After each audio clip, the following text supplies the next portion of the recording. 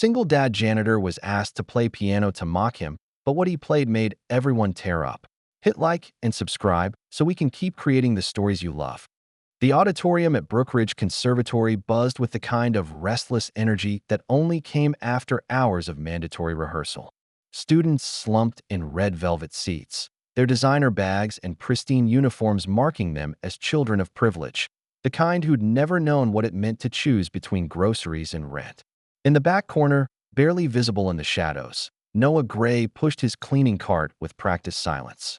His worn sneakers squeaked softly against the polished marble floor as he collected discarded sheet music and empty coffee cups. At 42, his dark hair was already streaked with premature silver, and his calloused hands told the story of a man who'd learned to survive through labor, not art.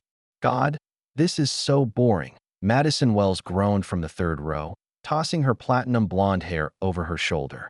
Her father owned half the city's real estate, and she wore that fact like expensive perfume, overwhelming and impossible to ignore. Can't we just skip to the good part? The piano teacher, Mrs. Henderson, shot her a warning look. Madison, we're preparing for the spring recital. Every note matters.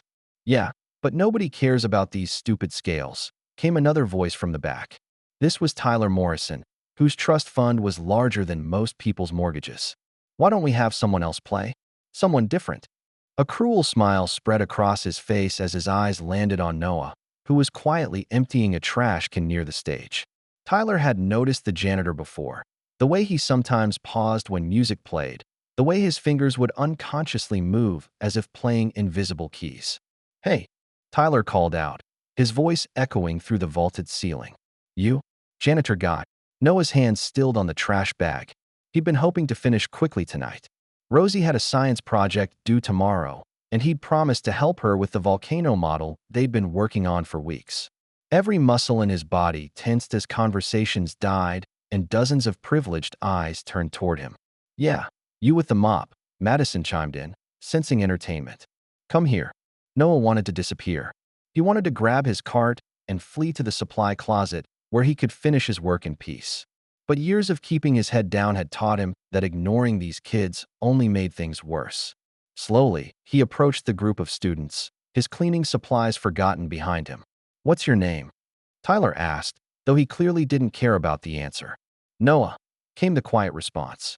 Noah, Tyler repeated mockingly. Well, Noah, we're all super bored with this whole piano thing. But I bet you know how to play, right? I mean, you're always lurking around here when we practice. Snickers rippled through the crowd. Mrs. Henderson looked uncomfortable but didn't intervene. These weren't her battles to fight, not when the students' parents donated millions to the school each year. Noah's throat felt dry. I should get back to work. Oh, come on. Madison stood up, her voice dripping with false sweetness. Don't be shy. I bet you're amazing. All those late nights listening to us practice, surely some of it rubbed off on you. More laughter. Cruel, cutting laughter that made Noah's chest tighten with familiar shame. This was exactly what had happened to Rosie last week. Different words, same poison. Tyler stood up too, emboldened by his audience. Yeah, Noah, play us something. Play us a song about cleaning toilets. Or maybe something about being poor. The words hung in the air like acid smoke. Noah felt his vision blur for just a moment, not from tears, but from the sudden rush of rage that threatened to consume him. These children, with their $1,000 shoes and their casual cruelty, had no idea what they were asking. They had no idea who they were mocking. But then something shifted inside him. Maybe it was thinking about Rosie, crying in her bedroom last week, asking him if she should be ashamed of who her daddy was. Maybe it was the memory of his wife Sarah's voice, telling him on her deathbed that his music was a gift that couldn't be buried forever. Or maybe he was just tired of being invisible. Without a word, Noah walked toward the grand piano at the center of the stage. His worn work boots echoed against the hardwood, each step more deliberate than the last. The laughter died gradually as students realized he wasn't running away. Mrs. Henderson's eyes widened. Noah, you don't have to. But he was already lifting the piano bench, already sitting down. His fingers hovered over the keys. Those same fingers that had scrubbed floors and emptied trash cans for 5 years, that had forgotten what it felt like to create something beautiful instead of just cleaning up after beauty. Tyler smirked, certain he was about to witness the most entertaining disaster of his young life. This should be good. The auditorium fell silent. Even the air conditioning seemed to quiet itself, as if the building itself was holding its breath. Noah closed his eyes and remembered. He remembered Sarah's face the night Rosie was born, how she'd looked at their daughter with such overwhelming love that it seemed to light up the entire hospital room. He remembered the melody that had come to him in that moment, spontaneous and perfect, like a prayer made of notes. He pressed the first key. The sound that emerged was nothing like what anyone expected. It wasn't fumbling or awkward or amateur. It was pure, clear, and achingly beautiful. The note hung in the air for a moment before Noah's left hand joined in, adding depth and complexity to what had started as a simple melody. Tyler's smirk faltered. Madison stopped scrolling through her phone. Mrs. Henderson's hand flew to her mouth. And Noah played on, his eyes still closed, his entire being focused on the story his fingers were telling. A story of love and loss, of dreams deferred but never truly forgotten, of a man who had sacrificed everything for his child and found, in this moment, that maybe sacrifice and surrender weren't the same thing after all. But what happened next would change everything. 1 week earlier, Rosie Gray sat in the principal's office at Millbrook Elementary, her small hands folded tightly in her lap. At 8 years old, she had her mother's gentle eyes and her father's stubborn chin, a combination that made her appear both vulnerable and defiant at the same time. Principal Andrews shuffled through papers on his desk, occasionally glancing at the girl who'd been brought to his office for fighting. This was Rosie Gray, the quiet kid who spent recess reading in the library and always remembered to say please and thank you. Rosie, he began carefully. Mrs. Peterson says you pushed Jamie Morrison off the playground equipment. She says you were very angry. Rosie's jaw tightened, so much like her father's when he was trying not to cry. He said mean things. What kind of mean things? The little girl's eyes filled with tears she was determined not to shed. About Daddy. Principal Andrews sighed. He'd been working with children for 23 years, and he knew the difference between playground squabbles and something deeper. Can you tell me what Jamie said? Rosie's voice came out as barely a whisper. He said Daddy is trash.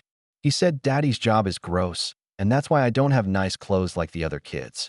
The principal's heart sank. Jamie Morrison, Tyler Morrison's younger brother.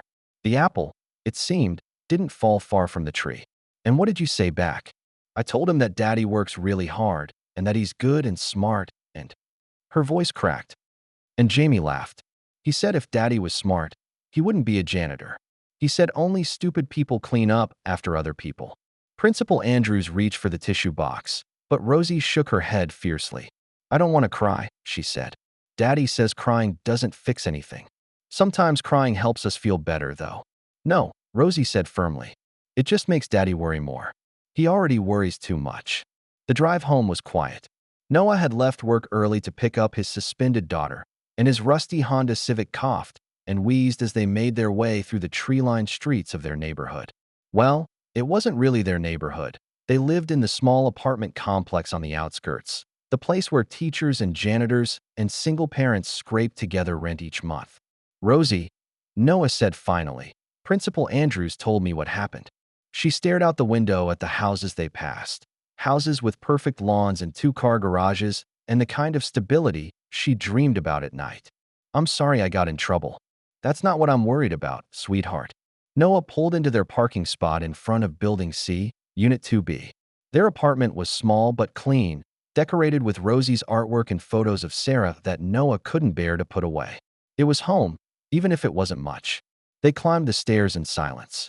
Noah unlocked the door and they stepped inside, where the smell of leftover spaghetti from last night's dinner still lingered in the air. Daddy, Rosie said softly. Yeah, baby. Are you ashamed of your job? The question hit him like a physical blow. Noah sank onto their second-hand couch and pulled his daughter close. Why would you ask that? Because maybe if you had a different job, kids wouldn't say mean things about us. Noah felt his world tilt slightly off its axis. This was his greatest fear, that his choices would somehow damage his daughter, that his inability to provide the life Sarah would have wanted for them would leave scars on Rosie's beautiful spirit. Listen to me, he said, tilting her chin up so she had to meet his eyes. There is nothing shameful about honest work. Nothing. I keep that school clean and safe so kids like you can learn and grow. That's important work. But Jamie's dad is a lawyer, and Madison's dad owns buildings. They have money for nice things.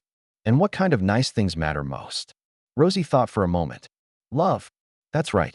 And do you know how much I love you? More than all the stars in the sky, she recited, their nightly ritual. More than all the stars in the sky, Noah confirmed. That's worth more than any amount of money. But later that night, after Rosie had fallen asleep, Noah sat at their small kitchen table and let himself really think about what his daughter had said. Was he failing her? Was his pride in keeping them afloat financially worth more than giving her the social advantages other kids had? He pulled out his laptop, a refurbished model he'd bought 2 years ago, and started researching. Piano teachers at private schools could make decent money. Not rich person money, but enough to maybe move to a better apartment. Enough to buy Rosie the name brand sneakers she never asked for, but always noticed on other kids' feet. Brookridge Conservatory was hiring part-time instructors. The job posting asked for a degree in music and performance experience. Noah had both, even if they felt like relics from another life. His hands trembled slightly as he filled out the online application. In the section asking about current employment, he hesitated for a long moment before typing custodial services, Brookridge Conservatory. Under reason for interest, he wrote, I want to give my daughter the life she deserves. He hit submit before he could change his mind. The response came 3 days later, a curt email asking him to come in for an interview. Noah arranged to meet with the music department head during his lunch break, changing out of his custodial uniform into the one good suit he owned, the same black suit he'd worn to Sarah's funeral. Dr. Margaret Whitmore was a severe woman in her 60s, with steel gray hair pulled back in a bun so tight it seemed to stretch her features. She looked at Noah's application with the kind of expression usually reserved for something unpleasant stuck to the bottom of her shoe. Mr. Gray, she said without looking up, it says here you're currently employed in custodial services. Yes, ma'am. Here at Brookridge. I see. She finally raised her eyes to meet his. And you believe you're qualified to teach our students? Noah straightened his shoulders. I have a bachelor's degree in music performance from Berkeley. I studied classical piano for 15 years and performed professionally before. Before you became a janitor, Dr. Whitmore interrupted. The word stung, but Noah pressed on. Before my wife died, and I needed stable employment with benefits. Mr. Gray, I'm sure you understand that Brookridge maintains certain standards. Our students come from prominent families who expect their children to be taught by professionals, not. She gestured vaguely at his resume. Not janitors, Noah finished quietly. Exactly. What if I auditioned? What if I could prove? Mr. Gray, Dr. Whitmore stood up, signaling the end of their conversation. I appreciate your ambition, but we simply don't hire custodial staff for teaching positions. It's a matter of professional credibility. Noah felt something break inside his chest, not his heart, exactly, but something smaller and more fragile. His hope, maybe. I understand, he said, though he didn't. Not really. As he walked back to the supply closet to change into his work clothes, Noah caught a glimpse of himself in the hallway mirror.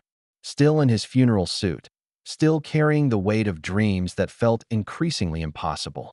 That night, he didn't tell Rosie about the interview. Instead, he helped her with her math homework and read her 2 extra bedtime stories, trying to push away the voice in his head that whispered, maybe Jamie Morrison was right. Maybe this was all he was now, just a man with a mop, cleaning up after people who mattered more than he did. But sometimes, the universe has other plans. The first note Noah played seemed to expand and fill every corner of the Brookridge Conservatory auditorium. It wasn't just sound. It was presence, emotion made tangible, floating through the air like something sacred. Madison Wells felt her phone slip from her suddenly nerveless fingers. She'd been in the middle of posting a Snapchat story about the hilarious janitor drama, but now she couldn't seem to remember why she'd thought any of this was funny. The note that filled the space around her was pure and clear and heartbreakingly beautiful.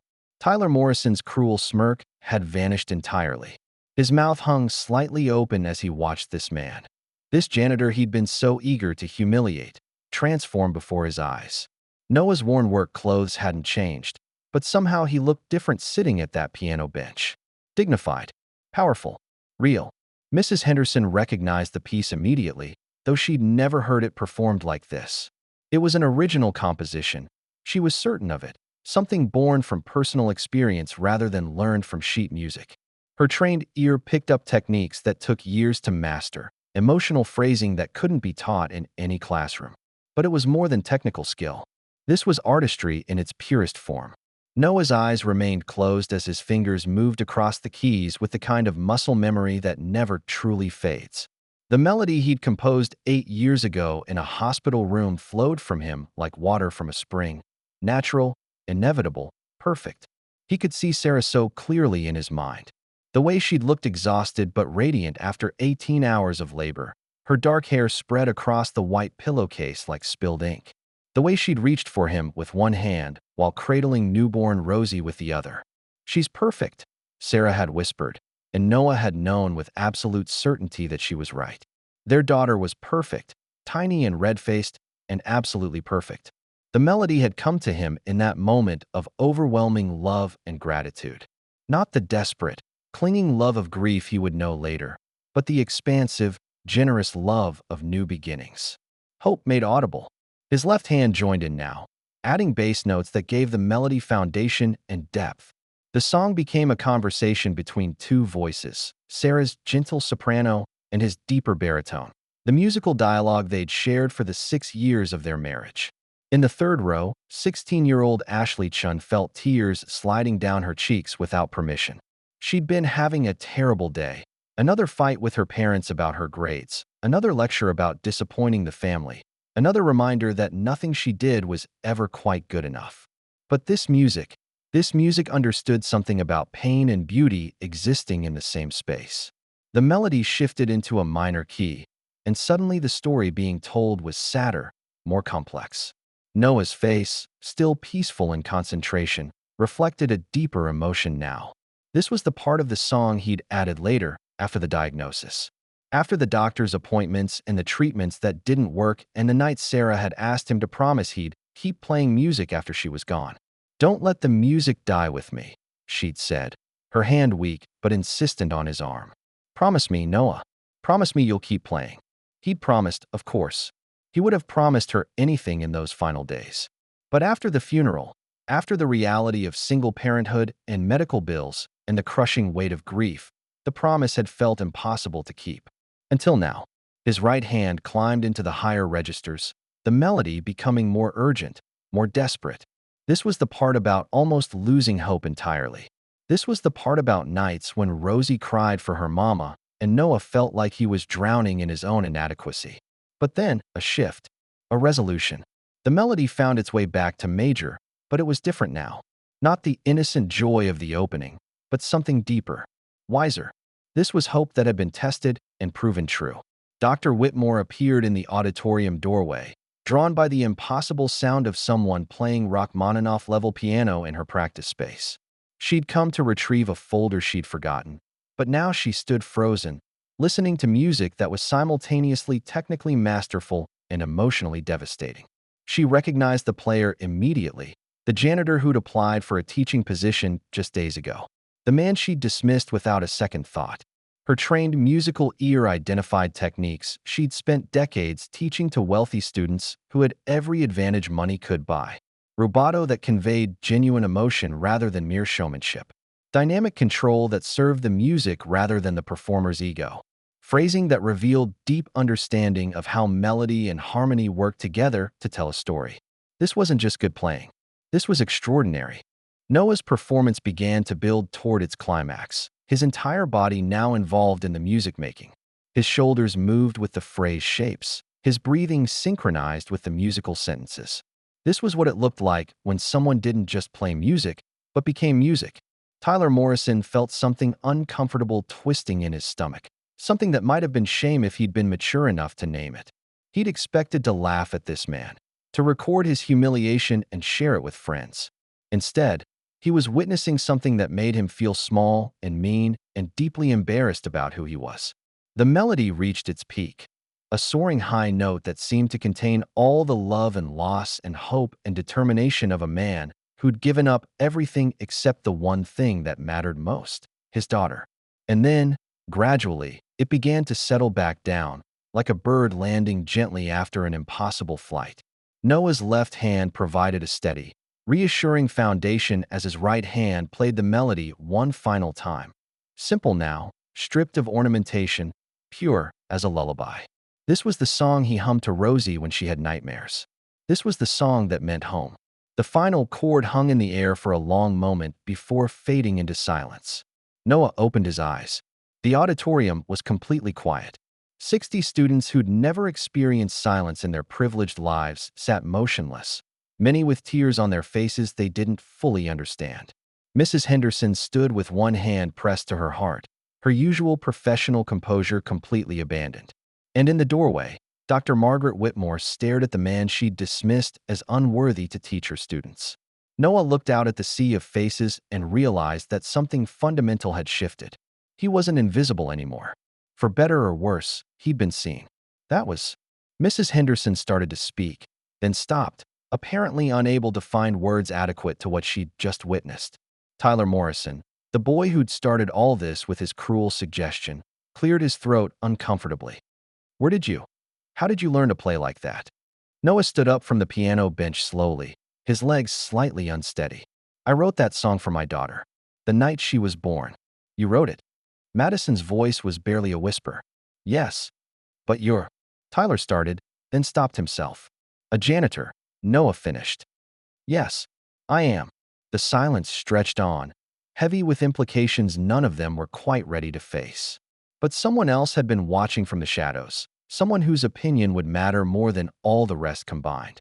Rosie Gray had been hiding behind the heavy velvet curtains at the back of the stage for 20 minutes, waiting for her daddy to finish his work so they could go home and put the finishing touches on her volcano project.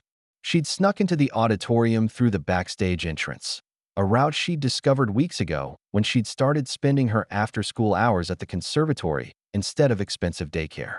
She knew she wasn't supposed to be there. Daddy had strict rules about staying in the small office adjacent to the supply closet, doing her homework quietly while he finished his rounds. But tonight she'd been restless, and the sounds coming from the main auditorium had made her curious. When she'd first heard the mean boy's voice calling out to her father, her small hands had clenched into fists. She'd wanted to run out and push Tyler Morrison just like she'd pushed his little brother Jamie on the playground. Nobody was allowed to be mean to her daddy. Nobody. But then something extraordinary had happened. Her daddy, her quiet, gentle daddy who sang her to sleep with hummed melodies and always smelled like cleaning supplies and love, had sat down at the piano. Rosie pressed herself closer to the curtain, hardly daring to breathe. She'd never seen her father touch a piano before. In their small apartment, the only music came from her pink plastic radio or Daddy's phone when he played lullabies at bedtime. The first note made her gasp. She knew this song. She'd been hearing it her whole life. Hummed while Daddy made breakfast, whistled while he helped with homework, sung softly when she was scared or sad or couldn't sleep. But she'd never heard it like this, full and rich and impossibly beautiful. Tears started sliding down her 8-year-old cheeks as she listened to her father tell their story in music. Somehow, she understood that this song was about her, about the night she was born, about her mama who lived in heaven now, about all the love that existed in their small, imperfect world. The mean kids weren't laughing anymore. They were crying, just like she was. Her daddy wasn't just a janitor. Her daddy was. She didn't have words for what he was, but it was something magical, something wonderful, something that made everyone in the room stop talking and start feeling. As the music swelled and soared, Rosie felt something shift inside her chest. Not sadness or embarrassment about their life, but pride. Fierce, overwhelming pride in the man who'd given up everything to take care of her, who worked so hard to make sure she had everything she needed, who loved her more than all the stars in the sky. The song built to its beautiful climax, and Rosie found herself holding her breath. This was her song, her story, her daddy's love made real and visible for everyone to hear. When the final note faded into silence, she wiped her tears with the back of her hand and stepped out from behind the curtain. Daddy. Every head in the auditorium turned toward the small voice. There, at the edge of the stage, stood a little girl with tangled brown hair and a worn backpack covered in unicorn patches. Her jeans had a small hole in one knee, and her sneakers were the kind you could buy at discount stores. But her eyes shone with something that made every expensive item in that room seem suddenly cheap by comparison. Noah's face went pale. Rosie? Sweetheart, what are you doing here? She walked toward him with the kind of confidence that only comes from absolute love and trust. I was waiting for you to finish work. I heard the music. You heard. I heard you play our song, Daddy. Our song. The words hung in the air like a benediction. Tyler Morrison felt something crack inside his chest. The same chest that had been puffed up with cruel arrogance just minutes before. This little girl, looking at her father with such adoration, such pride. When was the last time anyone had looked at Tyler that way? When was the last time he'd done anything worth that kind of look? Madison Wells watched the reunion between father and daughter and felt an unfamiliar ache in her throat. Her own father was successful, wealthy, powerful, everything society said mattered. But he was also distant, always busy, quick to criticize and slow to praise. She couldn't remember the last time he'd looked at her the way this janitor was looking at his daughter. Rosie reached her father and threw her small arms around his waist. That was the most beautiful thing I ever heard, she whispered against his work shirt. Noah knelt down so they were eye to eye. I'm sorry you had to see this, sweetheart. These kids, they were being mean, Rosie said firmly. But then you showed them. Showed them what? That you're not just my daddy. You're magic. Dr. Whitmore, still standing in the doorway, felt her professional cynicism crumble completely. In 30 years of music education, she'd never seen anything like the connection between this man and his daughter. She'd taught hundreds of students whose parents paid astronomical tuition fees but couldn't be bothered to attend a single recital. Here was a man who'd given up his musical career to empty trash cans. Also, he could be present for his child. Mrs. Henderson finally found her voice. Noah, I had no idea you could play like that. Where did you study? Berkeley, he said quietly, still holding Rosie close. A long time ago. Berkeley College of Music? Her voice rose in disbelief. That's one of the most prestigious music schools in the country. Yeah, well. Noah stood up, lifting Rosie with him. Life had other plans. But the way you played. Ashley Chin spoke up from her seat, her voice still thick with tears. That wasn't just technical skill. That was art, Dr. Whitmore said quietly from the doorway, her voice carrying clearly across the silent auditorium. That was art. Everyone turned to look at the stern woman who'd been running the music department with an iron fist for 3 decades. Her usually perfect composure was completely gone, replaced by something that might have been wonder. Dr. Whitmore, Mrs. Henderson said carefully. This is Noah Gray. I know who he is, Dr. Whitmore interrupted, walking slowly down the aisle toward the stage. He applied for a teaching position earlier this week. The students looked between the music director and the janitor, sensing undercurrents they didn't fully understand. I turned him down, Dr. Whitmore continued, her voice growing stronger as she approached. I told him we don't hire custodial staff for teaching positions. Noah's arms tightened protectively around Rosie. Dr. Whitmore, I should get Rosie home. We have a school project to finish. Mr. Gray, she said, stopping directly in front of the stage. I believe I owe you an apology. The auditorium was so quiet that everyone could hear the building's ventilation system humming in the walls. I made a mistake, Dr. Whitmore said clearly. A serious mistake in judgment. Tyler Morrison shifted uncomfortably in his seat. If the Dragon Lady of Brookridge Conservatory was admitting she was wrong, then maybe he'd been wrong too. Maybe they'd all been wrong about a lot of things. But what happened next would prove that sometimes the universe has a sense of timing that's almost too perfect to believe. What nobody in that auditorium realized was that Ashley Chun had been recording. Not for cruel reasons like Tyler might have. Ashley had pulled out her phone when Noah first sat down at the piano because something in his posture, his careful way of adjusting the bench, had suggested this wasn't going to be the disaster everyone expected. Her instincts as the daughter of 2 professional musicians had told her to pay attention. Now, 3 hours later, she sat in her bedroom staring at the video on her phone screen. She'd watched it 17 times, and it still gave her chills. The way Noah's face had transformed when he started playing. The way the entire auditorium had fallen silent. The moment when that little girl, Rosie, had appeared and called it our song. Ashley's finger hovered over the share button. She had 30,000 followers on TikTok, mostly other teenagers interested in classical music and social justice issues. This video was something special, something important. But was it right to share it without asking? She looked at the caption she'd written. POV. Kids try to humiliate the school janitor by asking him to play piano, but he's actually a classically trained musician who gave up his career to raise his daughter alone. The song he plays is one he wrote for her. This is what love sounds like. Her thumb hovered over post. In his small apartment across town, Noah was helping Rosie put the final touches on her volcano project when his phone rang. The caller ID showed Margaret Whitmore, Dr. Whitmore calling his personal number at 9:30 p.m. "Hello," he answered cautiously. "Mr. Gray, I hope I'm not calling too late. I wanted to discuss what happened today." Noah glanced at Rosie, who was carefully painting red and orange lava flowing down the sides of her papier-mâché volcano. "Of course. Is there a problem?" "On the contrary, I'd like to offer you a position." Noah nearly dropped the phone. "I'm sorry, what?" "A teaching position. Part-time to start, but with the possibility of full-time if things work out. I spoke with the dean after tonight's performance. We'd like you to consider joining our faculty." "Dr. Whitmore, I appreciate this, but earlier this week you said." "Earlier this week, I was an arrogant fool who let prejudice cloud my judgment," she interrupted. "What I witnessed tonight was extraordinary, Mr. Gray.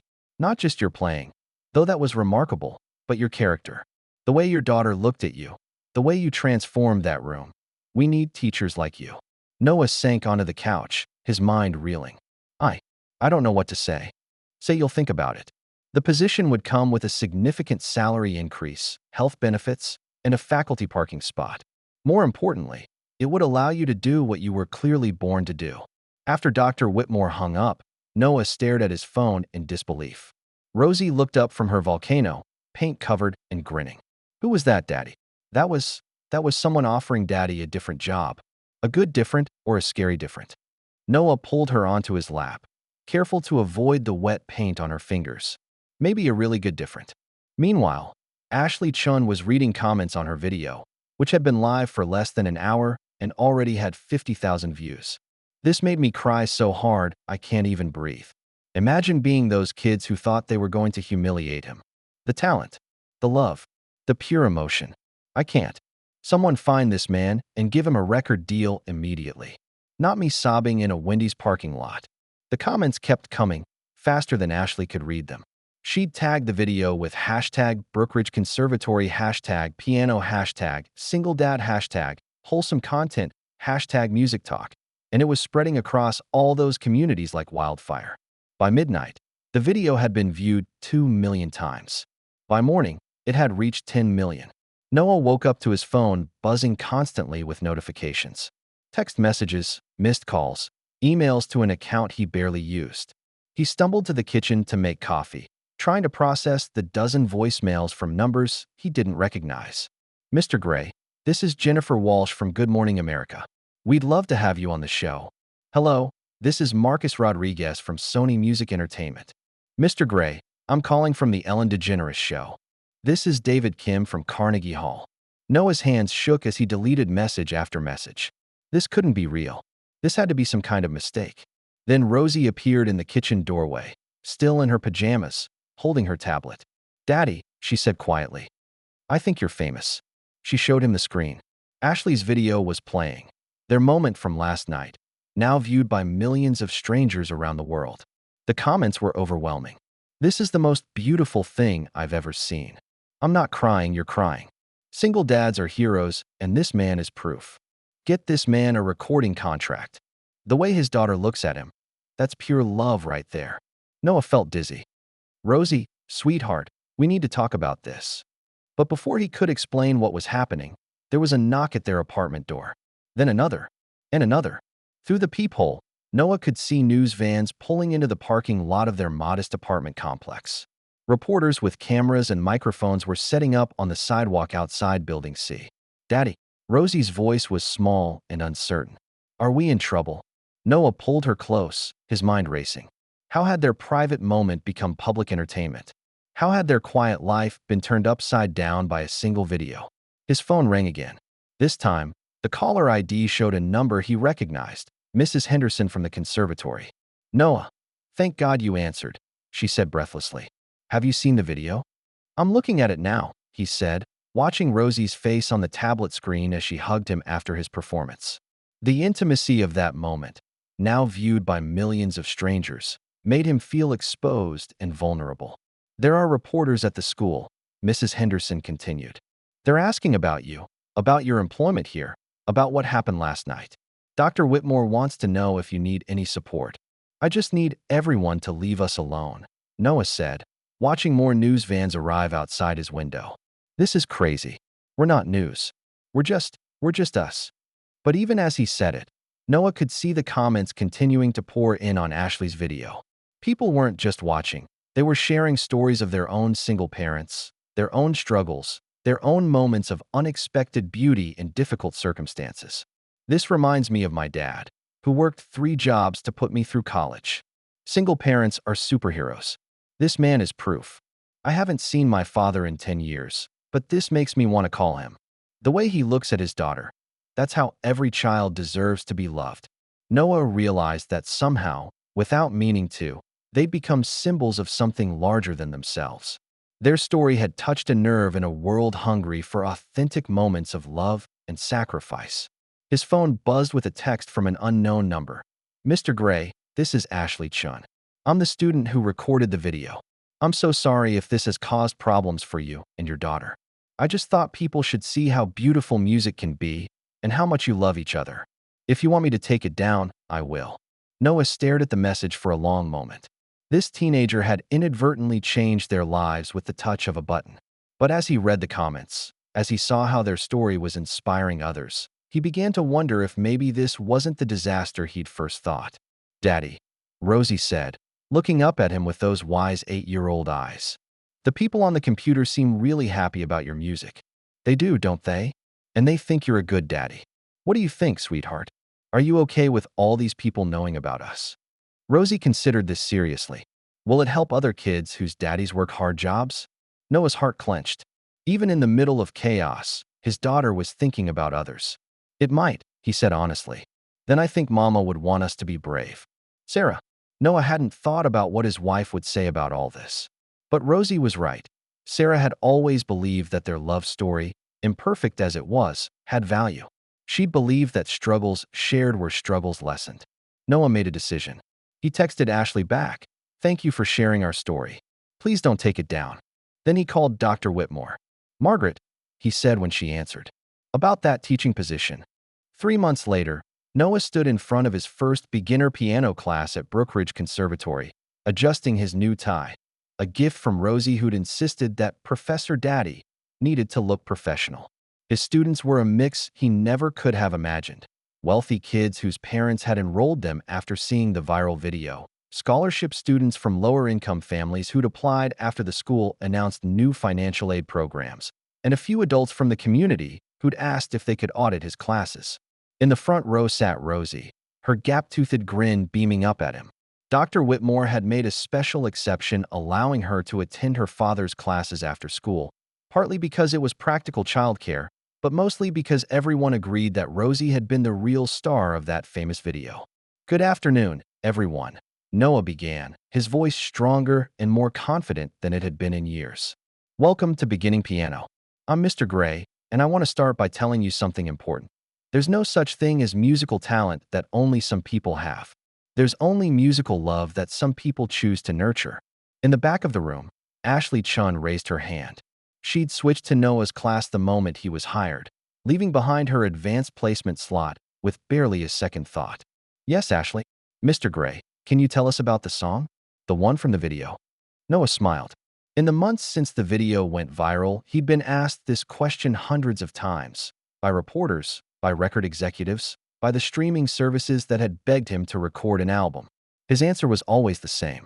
That song doesn't belong to me anymore, he said. It belongs to everyone who's ever loved someone so much they'd give up their dreams to protect them. It belongs to every parent working multiple jobs, every kid who's ever felt embarrassed about their family's situation, every person who's ever been told they're not good enough because of what they do for work instead of who they are inside. Tyler Morrison, who'd surprised everyone by enrolling in the class, shifted uncomfortably in his seat. The past 3 months had been a reckoning for him. Seeing the consequences of his cruelty played out on a global stage, watching the man he'd tried to humiliate become an inspiration to millions. But, Noah continued, sitting down at the piano. I can tell you the story of how it came to be. His fingers found the familiar opening notes, but this time he played them slowly, simply, allowing each student to hear the individual elements that made up the whole. "This is love," he said, playing the gentle opening melody. Pure and uncomplicated and full of hope. Rosie's eyes lit up. She'd heard this story before, but she never got tired of it.